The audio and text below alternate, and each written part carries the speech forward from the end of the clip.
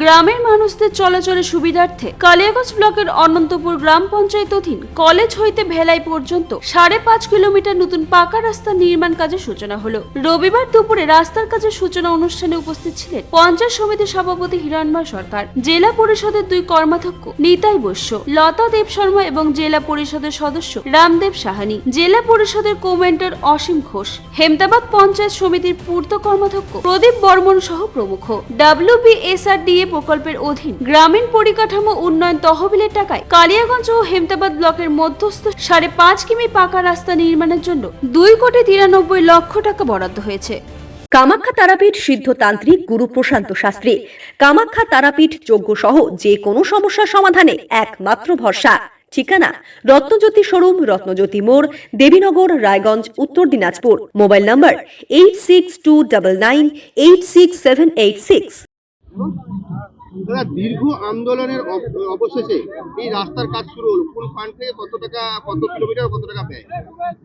ঠিকই বলেছেন যে আমাদের কলেজ থেকে মালুন অবধি দীর্ঘ 13 কিলোমিটার রাস্তা, 9 কিলোমিটার রাস্তা আমাদের, যেটা কালিয়াগঞ্জ ব্লকের কালিয়াগঞ্জ শহরে ঢোকার একটা অন্যতম রাস্তা, যেটা অনন্তপুর পঞ্চায়েত এবং হেমতাবাদের বিস্তীর্ণ কয়েকটা পঞ্চায়েত মিলে মূল যে রাস্তাটা, সেটা দীর্ঘদিন থেকে হয়নি।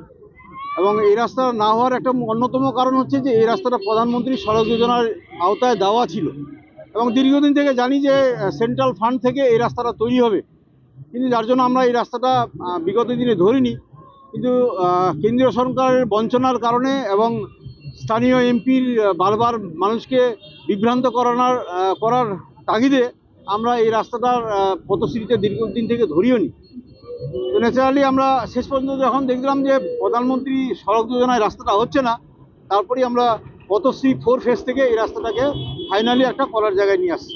কত কিলোমিটার রাস্তা হচ্ছে এই কালিয়াগঞ্জ ব্লকের? বর্তমানে 5.5 কিলোমিটারের উপর রাস্তা তৈরি হচ্ছে এবং 2 কোটির উপরে টাকা দিয়ে পথশ্রী 4 ফেজ থেকে হচ্ছে। এবং দীর্ঘদিনে গ্রামের মানুষের দাবি ছিল এই রাস্তাটা খুব দরকার ছিল এবং আজ থেকে সেই কাজ শুরু হচ্ছে।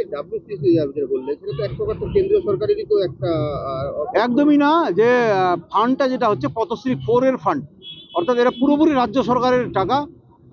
WBSRD এর প্রকল্পের মধ্য দিয়ে এটা এই রাস্তাটার তৈরির কাজ সম্পন্ন হবে। আপনার নাম? সঞ্জয় মহন্ত। কোথায় বাড়ি আপনার? ভেলাই।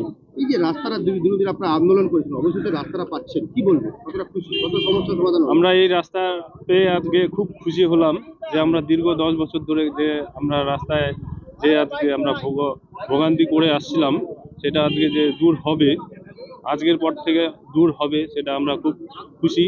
আর এলাকাবাসীও খুব খুশি। কি ধরনের সমস্যার মধ্যে পড়তে হতো আপনাদেরকে?